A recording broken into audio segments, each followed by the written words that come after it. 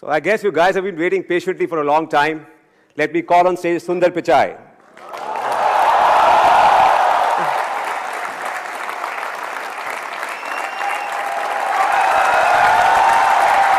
Welcome.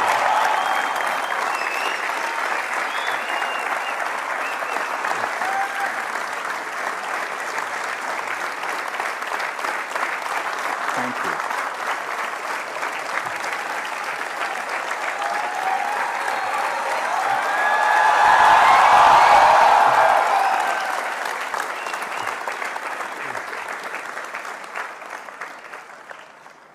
So welcome, Sundar, to IIT Kharagpur. As you can see, you don't need much of an introduction here. You're a rock star on campus. We have over 3,500 students here in the amphitheater and outside. Hopefully they're not waiting too for you, warm. to hear It from looks you. hot there. Yeah.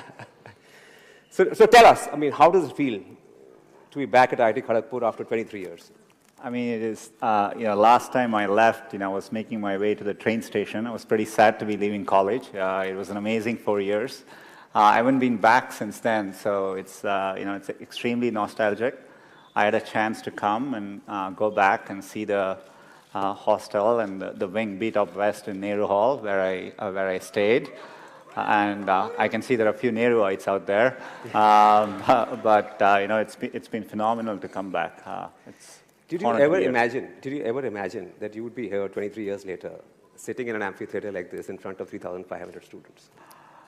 No, definitely not. I was, I think, as most people here know, getting into IIT is hard work. And so when I came to college, I was just looking to have a good time.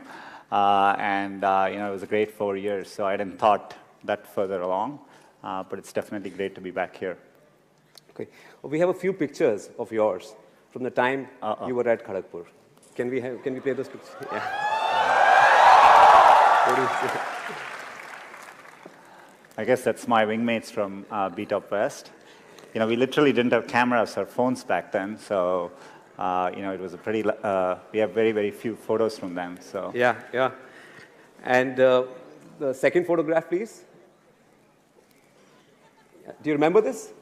I'm not fully sure which. Is it Harry's or Harry's? Yeah, there you go. It's a place where we all used to get together and eat, and so that's a picture from there. What was the mess food like at that time?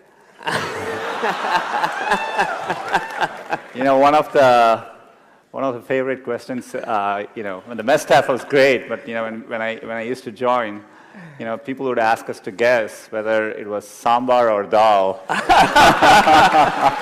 Is that still the case? So that was quite an experience, and but they were great folks, and I'm glad they fed us for 4 years. Yeah. Can we have the third picture, please? So can you identify Sundar Pichai in this picture? Yeah. This is at this amphitheater. Yeah, I was sitting here. That was probably 25 years ago. Yeah.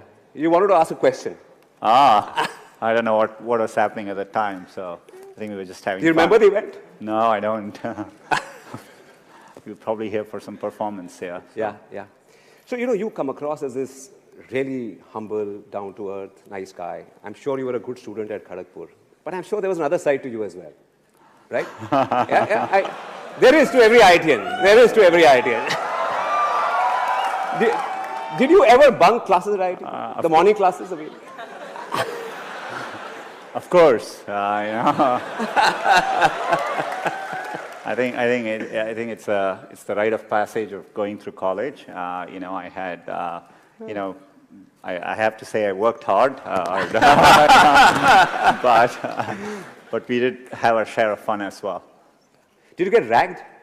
It was pretty mellow. I definitely remember, when I started, hopefully it has gotten better by now. But we had a few things. I don't know whether you still have. At the time we used to have something called a CG change. I don't know whether you guys still do.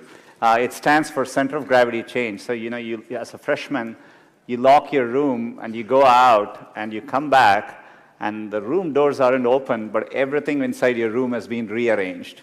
Wow. And they do it by putting sticks in and all your clothes. They've rearranged even the furniture. So it's quite a shock when you open your room door and you walk back in to see your entire room has been rearranged. So we That must have been crazy. I mean, as a freshman. Yeah, it was quite an experience. I don't think that was as bad as maybe a couple of weeks into being here. I came from South. I came from Chennai. I had learned Hindi in school, but I never spoke it much. Just listening to how people were speaking, I just thought you address people this way. So one day there was someone in the mess, and I had to call him. I called him Abe Saleh. That's how in my first couple of weeks, I thought you call people that way. It was quite, and next thing I know, the folks in the mess were quite upset, and I think they temporarily closed down the mess. Oh wow! So I wasn't very popular for that day. So you were responsible for the mess shutting down at IIT? Just for a moment, yeah, just for a moment. You met Anjali at IIT Kharagpur? Yeah, Anjali is my wife.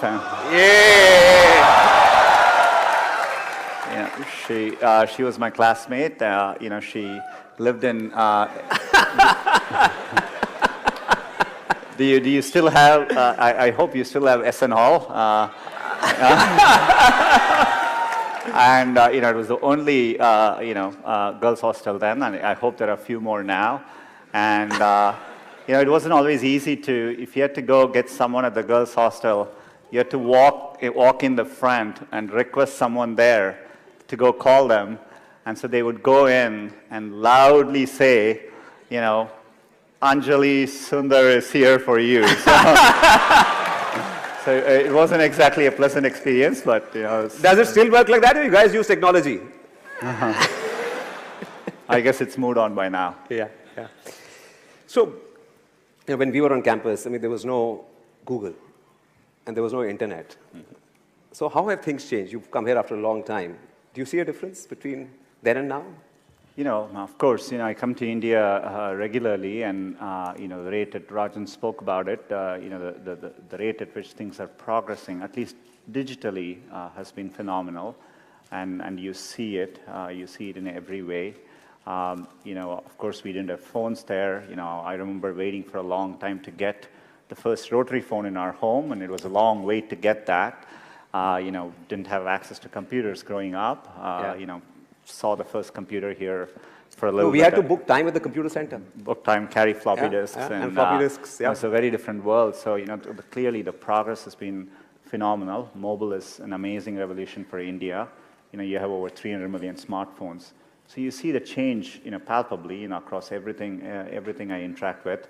Though I have to say, walking into Nehru Hall, looking at my dorm, it still looks exactly the same as it did 25 years ago. So some things don't change, which is for the good, I guess. Right. As you know, we have so many students here, and we asked them to send their questions, and we got about 1,200 of them.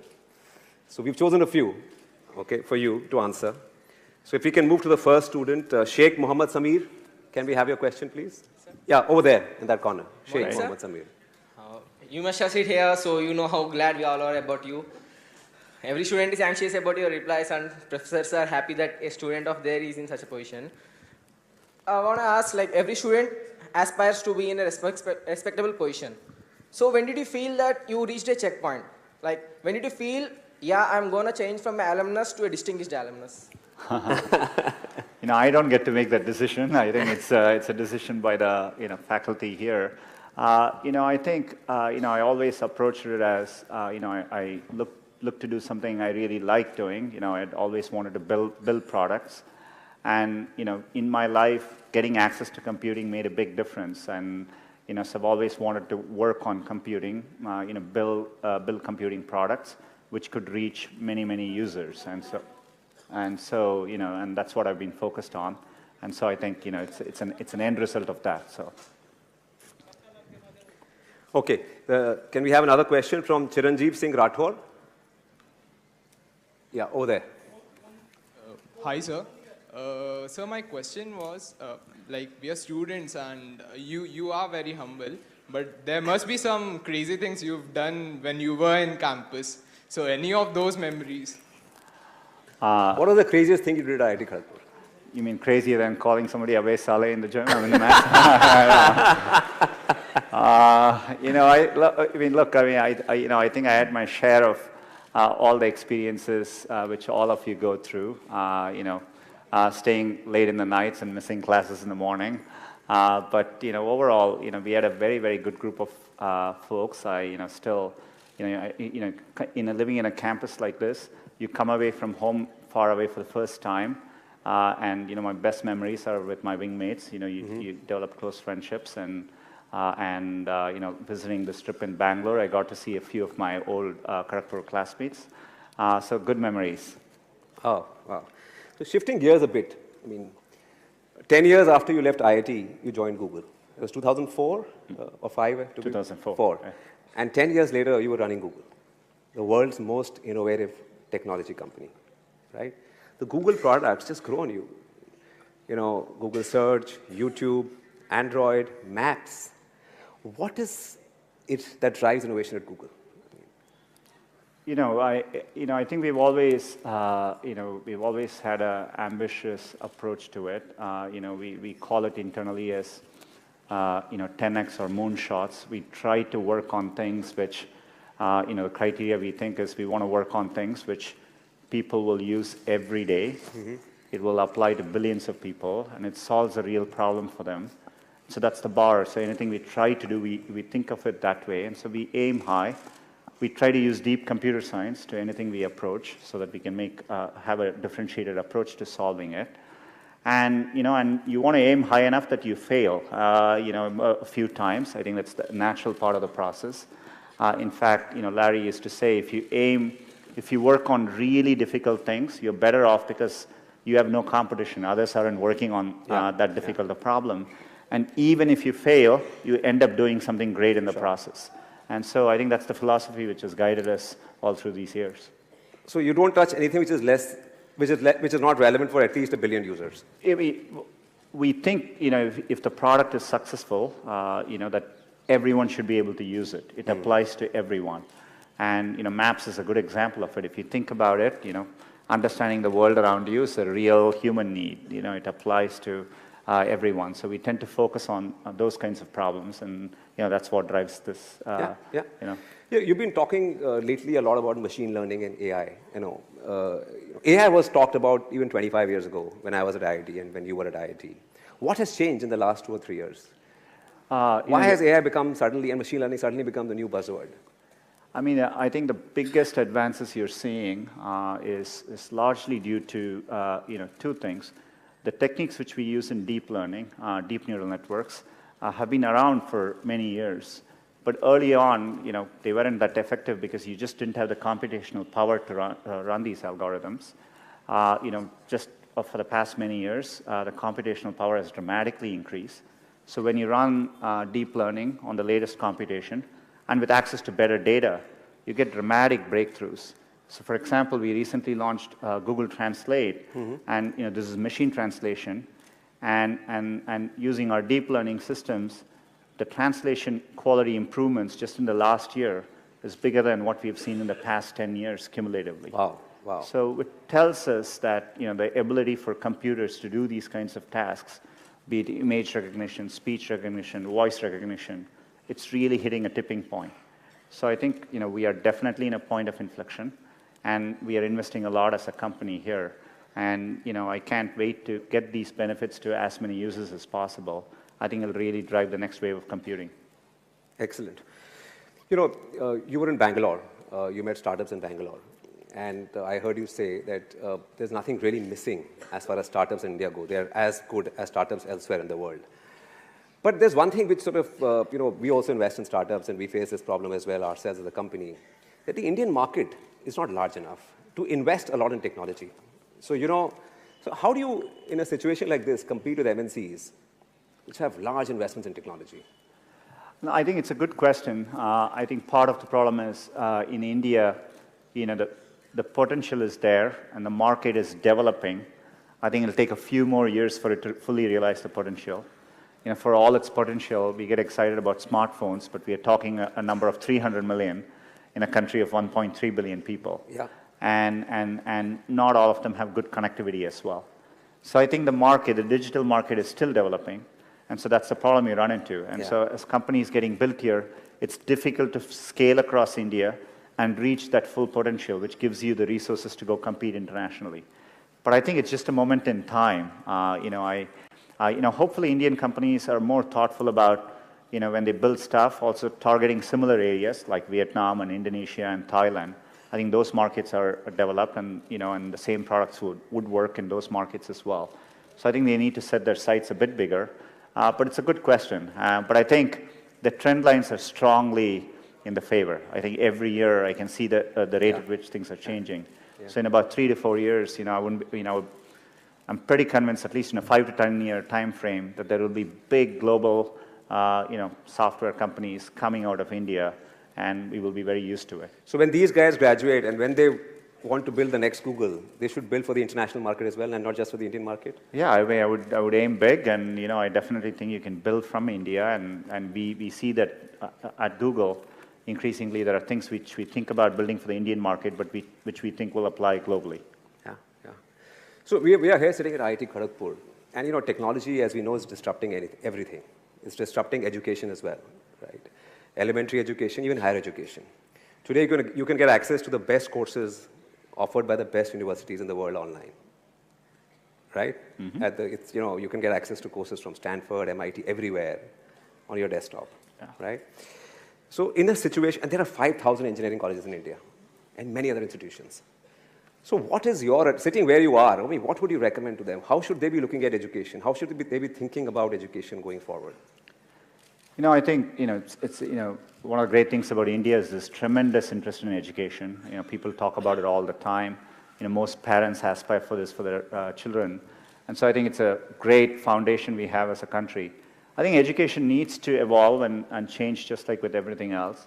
In my experience growing up here, I think there's a lot of emphasis on, spending time on the books and, learning things academically. Yeah. I think, working the real world, I would say, it is important to be well-rounded.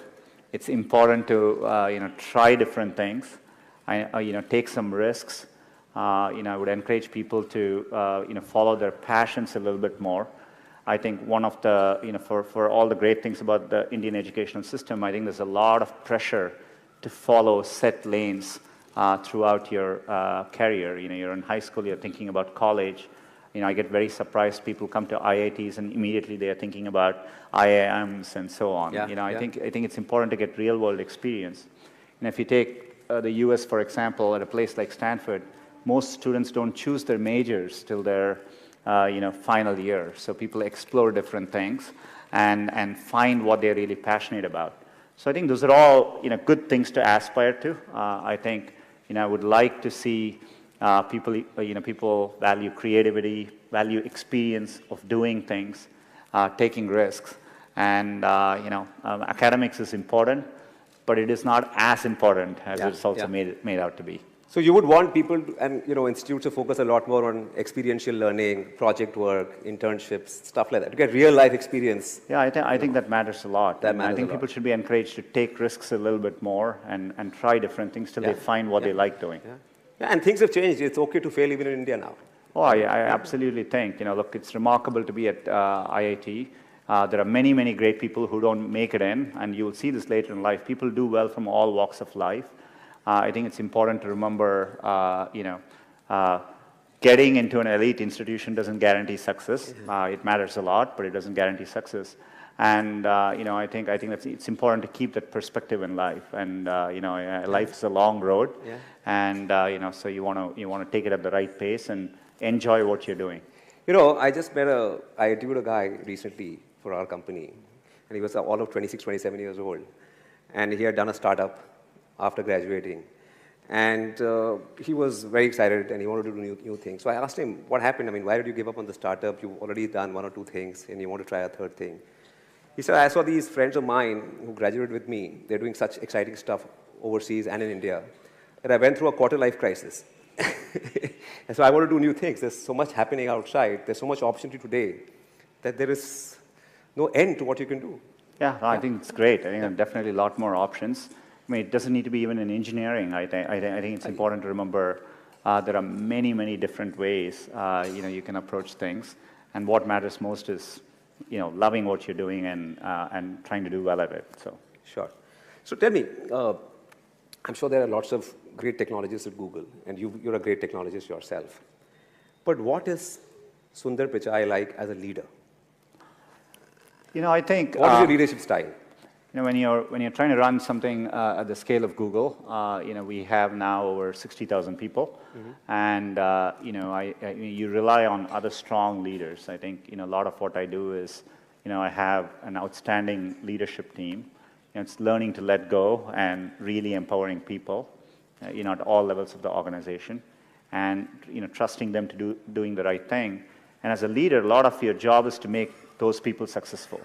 It's less about trying to be successful and more about making sure you have good people, and your work is to remove barriers, remove roadblocks for them, so that they can be successful in what they do. And so that's how I've always thought about it. And I've also valued teamwork quite a bit. And I think it's really important to build organizations where people actually want to work together. Yeah. Everything comes out of that. So setting up collaborative cultures is another big thing I try to focus on. So it's not about one person, it's about the team. That's right. Yeah. And if your team succeeds, you also succeed with them. Absolutely. Yeah. Great. So let's get some questions from the students. Arundhati Banerjee. Google is having an impact all over the world. And as you mentioned, you use principles of computer science in most of your products. So we would like to know what is the next big thing going to be in R&D at Google? I think it's a good question. It'd probably be, I can't quite tell it exactly, but I would say, I spoke about machine learning and AI. We are making a big bet on that. Advances in machine learning, I think, will make a big difference in many fields. We recently published a paper on, using machine learning to help diagnose diabetic retinopathy. It's a condition which causes blindness, but if you can detect it earlier, you can completely cure it. Otherwise, it causes blindness. It's the fastest growing cause of blindness in the world. Today you need advanced ophthalmologists to detect these conditions, but using machine learning, we can detect it pretty accurately so that a regular doctor can detect these conditions. I'm saying this is an early example of the kind of changes that will happen when you apply machine learning to all kinds of fields. Google alone won't do this, but to me, the thing I'm most excited about is bringing advances from machine learning and AI to as many people in as many fields as possible. Yeah. Can we take one more question from Nishchal Kutarekar? Hi, Sundar. Okay, here he is. Hey. Hey. Right. My question is, how much power you have as a CEO of Google? Can you change the Google Doodle to IIT KGP building for a day?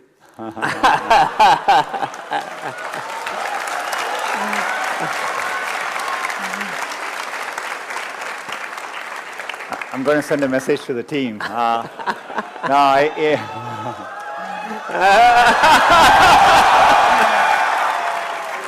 Before you get too excited, the good news is Google is set up in a way, I think even if I send that email, they wouldn't do it, and here's the reason why.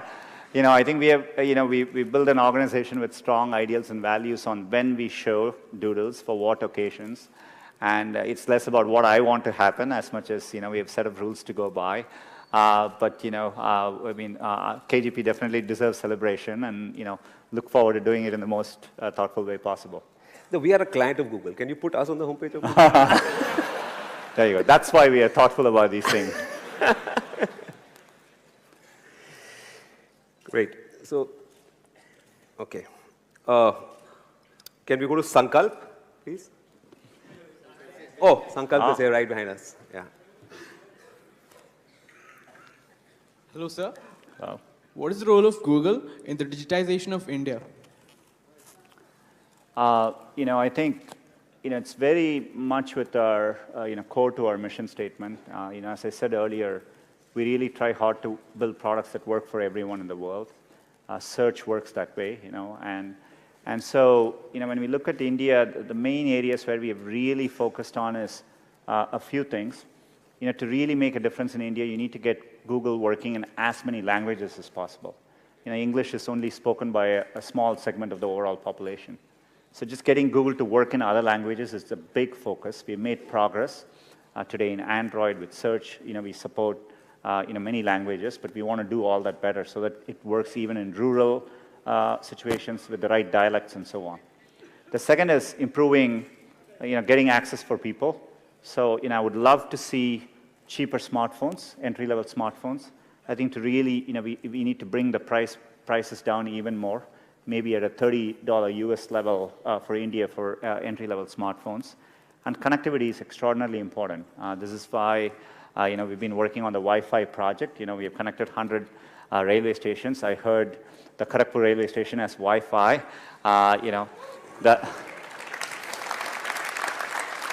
Though my memories of Kharagpur railway station, you asked about ragging, I was made to carry luggages for incoming seniors. It's a long platform. But, we are focused on bringing connectivity too, and we do programs like, Internet Sati, where we are training rural Indian women, on using the internet. Still, there's a massive gender gap between women and men in terms of using the internet, especially in rural areas. So we are targeting a lot of these programs. Yesterday I talked a lot about bringing small, medium businesses, the local merchants online, which will make a big difference as well. So are you working very closely with the government also on the Startup India initiative? One of the exciting things I found about India is you can actually do very effective public-private partnerships. Yeah. That model doesn't always exist in every country we work with. But I think, we are big supporters of the Digital India program, and we've done very successful partnerships. The Railways project, this is in partnership between Google and RailTel, and that's why we've been able to bring Wi-Fi access to many, many places. And, we're always looking to partner. If you look at Aadhaar and UPI and how, we partner with the NPCI, and, we are working on digitizing payments. And so we tend to form these public-private partnerships, and I think they work very well. Yeah, great. So, when do you think India will catch up with China on the digital front? Forget about everything else. I think the goal should be a bit different. I think I'm absolutely, with full certainty convinced that India will be a global player in the digital economy, and it'll be competitive with any country in the world. So I've always felt that, and I think you have all the foundations. When I've said this before, when I interact with startups in India, I find them world-class in terms of how they approach things, the entrepreneurs I run into, how they build products, and so I'm absolutely confident of it. I think there's a timing issue, but I think we are growing well as a country. I think we need to stay at it, continue doing all these things, and it'll take a few more years, and we'll get there. Right. So, for a lot of the students here, you are their role model. They idolize you, right? A lot of them would give a lot to be in your shoes.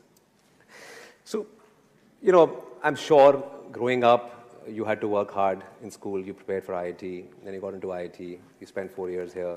You went overseas. A lot of people in IIT dream of going overseas for an education. So what are some of the tips that you would like to share with students out here? Oh.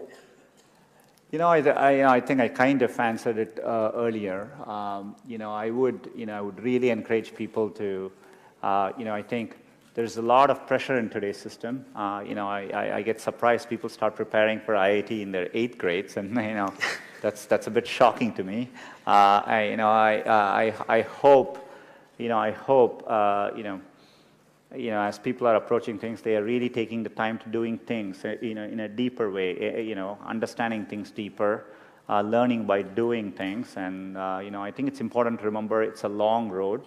Setbacks actually don't matter. I think a lot of times when I was younger, people would say, this person didn't get into this college or something, and that's the end of the road. I mean, life is so different from that. And so I think it's important to, keep your hopes, keep your dreams, and try to follow them. And I think most of how life plays out is up to you, not up to what happens outside of you. And I think it's important to keep that in mind and take the long-term view. So you can get a lot of C's at IIT and still make it big in life? You can get a lot of C grades at IIT and still make it big? I don't know what the grading system now is like, but I think you have to ask Professor PPC on that.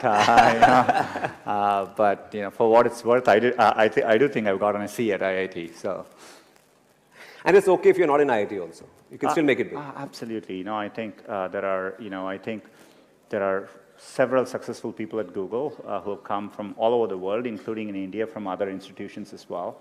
I think there are world-class institutions outside too. Definitely IITs are the premier. I mean, they are respected not just in India, but globally. But I think there are many paths to success for sure. Yeah, so, the done thing when we were sort of at IIT, and if you wanted to pursue a career in high tech, you went abroad.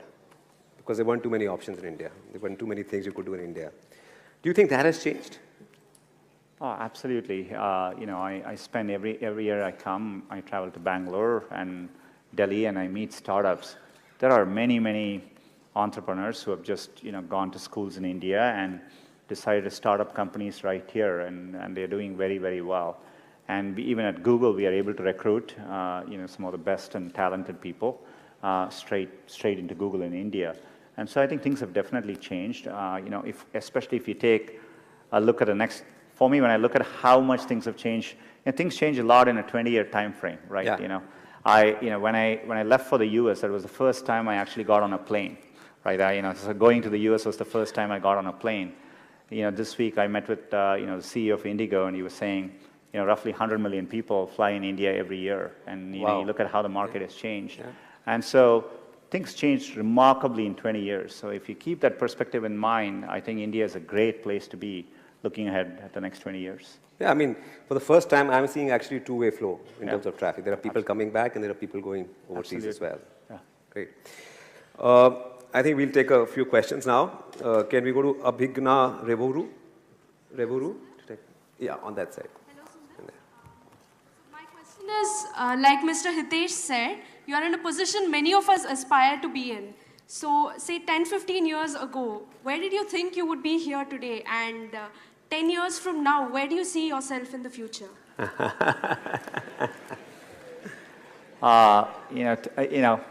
10-year shifts are really big. Just so you understand, in the 80s, mid-80s, the personal computers came into being. 10 years later, the internet came into play. 10 years later, smartphones came into play. So in 10 years, things shift around so much.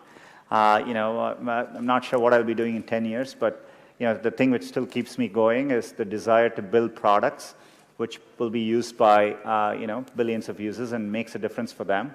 Hopefully, I still have a chance to do that 10 years from now. Yeah, great. Naman Gupta, can we take a question from Naman Gupta, please? Hi, Sundar. What's your advice for a student of mathematics like me who is not studying core computer science? How can I get a job at Google? How can we work at the dream company Google? So how many people here want to work for Google? Yeah. Wow. Maybe we should open a campus in Kharagpur. The good news I would have for you is, mathematics is foundational. Earlier I talked about machine learning. If you look at what machine learning is, a lot of it is just, most of the, to do real improvements in machine learning algorithms, it's all mathematics. In fact, I think it's easier to train a good mathematician, train them on the computer science needed to become a machine learning expert than the other way about. So, I actually think you're on a good path, so keep doing it. Thank you. Okay, I have a question from Shaurya Kumar, who could not be here today. Yeah? Can you tell us what you remember from your job interview at Google way back in 2004? I interviewed at Google on April 1st, 2004, which is April Fool's Day. And Google had just announced Gmail, and it was invite only, and so but people weren't exactly sure whether it was an April Fool's joke. And so I remember doing my interviews during the day, and people kept asking me, "What do you think of Gmail?" But I hadn't had a chance to use it. I thought they were, it was an April Fool's joke. So my first 3 interviews, I couldn't answer it well because I didn't use the product. It was only in the 4th interview when someone asked me, "Have you seen Gmail?" I said no, and so he actually showed it to me. And then the 5th interviewer asked, "What do you think of Gmail?" And I was able to start answering it then. So the final 4 interviews, I actually told them about what I think of Gmail and how to improve Gmail. And that's my interview experience like. Somebody in the middle also took me to have ice cream in the middle, which showed me Google was a very, very different place as well. So that was how my interview process went. But is it true that everyone at that time was interviewed by Larry Page as well? I was one of the first people, I think, I joined Google when we were over 1,000 people. And Larry, just at that point, was the first time he had stopped interviewing people. Oh. So I still joke around that I got into Google because Larry didn't interview me. So. Great. Can we have a question from Beena Kumari? Hi, Sundar. My Yeah. question for you is, having a major in metallurgical engineering, how did you end up or follow your passion for computer science? It's a part which I was telling, it's a long road. I always enjoyed programming. I still remember learning Fortran, for those of you who know that language, at KGP here. And, I always enjoyed programming, so I did that on the side, and, that became something which I pursued, because I really enjoyed doing it. Yeah. Can we have a question from Ashish Dhiman, please? Ashish Dhiman? Okay, there at the back. Hello, sir. My question to you is, during your stay in KGP or Stanford, did you ever get that feeling of future insecurity? Like, will I be able to make it? Will I be able to stand out and make a place of my own? Basically, will I get a job? What did you do to cope up then? Look, when you work with really good people, what you just described is it's a natural feeling to have. There are definitely at times, I've worked with amazing people at Google. I've been in a room where I felt, look, these people are better than me at what they're doing. And, in fact, at Google, we talk about this for many, many new people. Sometimes they come into Google, and we have a phrase for this. We call this the imposter syndrome. People commonly say, well, I don't belong here because, people around me seem very, very good. And I think any elite institution, I'm sure it's true at IIT here, you're always surrounded by very good people, and I think there are moments when you feel what you just described. Yeah. I think it's natural. If anything, I would say you almost always want to feel that all through your life, because that means you're working with people who are very, very good, and and that's really important. So you always, if you feel very comfortable in what you're doing, I don't think you're pushing yourself enough, and so I think you always want to strive to be in environments where you feel the people around you are a little bit better than you are. Thanks.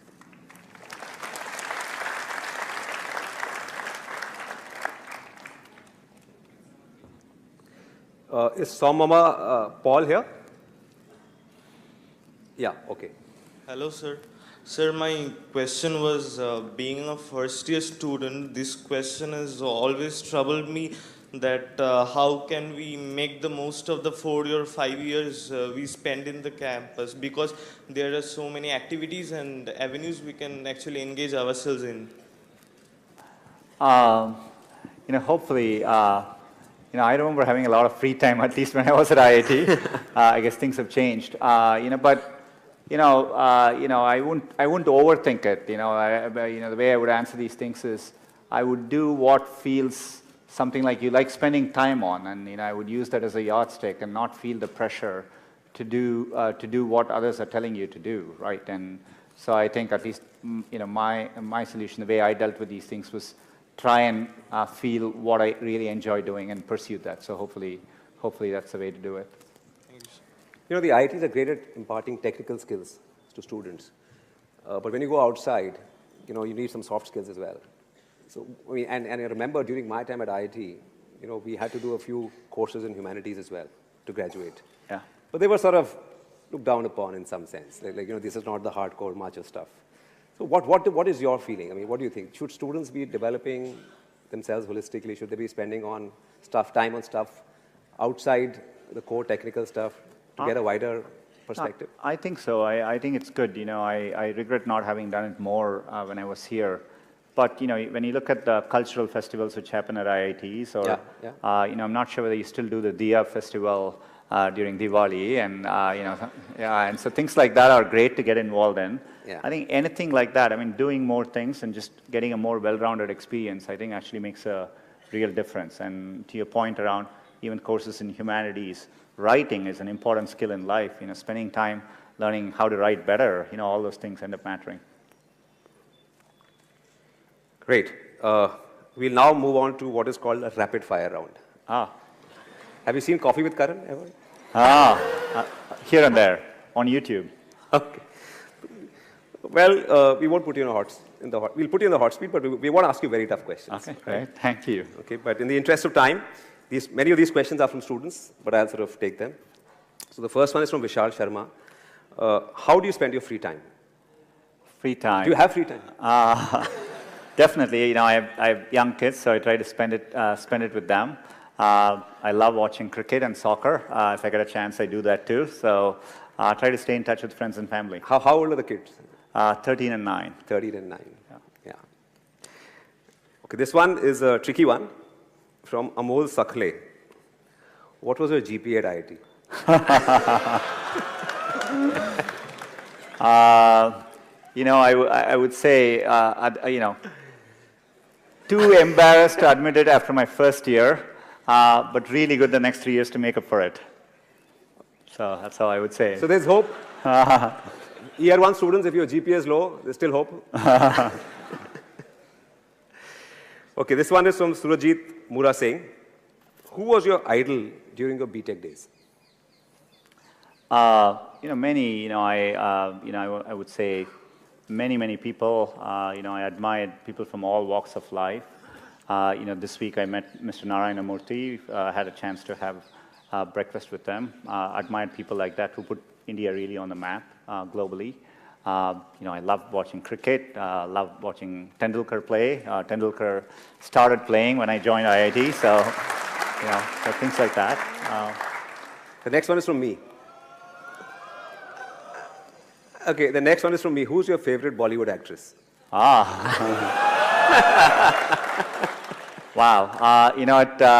At Google, I had a chance to host and interview Deepika Padukone and Shah Rukh Khan. So maybe Deepika Padukone. I used to enjoy watching Prakash Padukone play badminton as well, so combination of the two. And who was your favorite actress when you were growing up? Favorite actors? Actress. Actress growing up. There were many. I can choose. Do you have a poster in your room? I don't want to comment on posters and what happens in college dorm stays there, right? So. Great. Okay, this one is from Ankit Kumar. Who was your favorite professor at IIT Kharagpur? There were quite a few. I think, Professor Roy from my department, Professor Indranil Manna, who is now at IIT Kanpur. They were two of my favorite professors. So. Yeah, great. This one is from Gaurav Malik. Do you still get calls from your college friends? I do. Today it's much easier to stay in touch through many different ways, but, I definitely, as I said, a few of us met up in Bangalore, and so it was good to meet with a few friends from KGP in Bangalore. So I still. Do you have a group which you are on with all these friends of yours? Yeah. I mean, we follow them on Facebook, WhatsApp, everything, just like everyone else does. Okay, great. And this one is from Fahad Shaheen. How can I replace you at Google?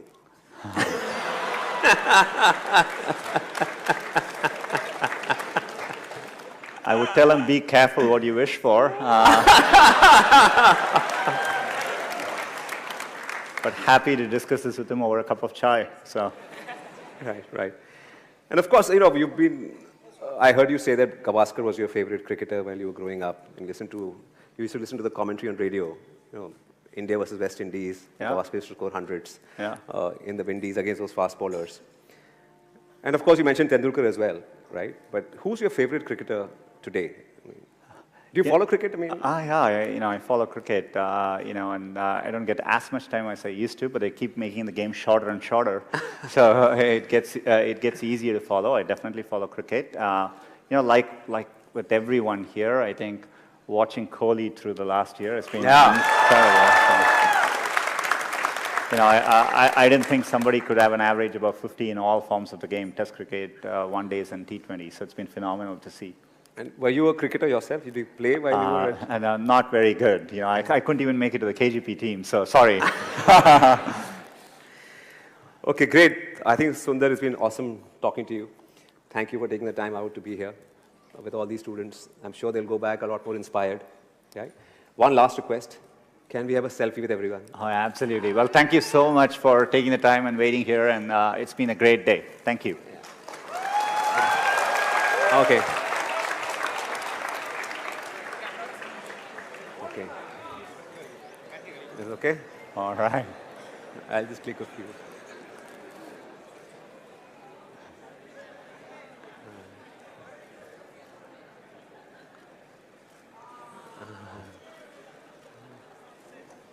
All right. Thank you so much. Thank you. Yeah, thank you.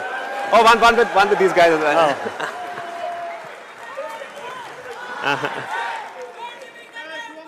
Oh.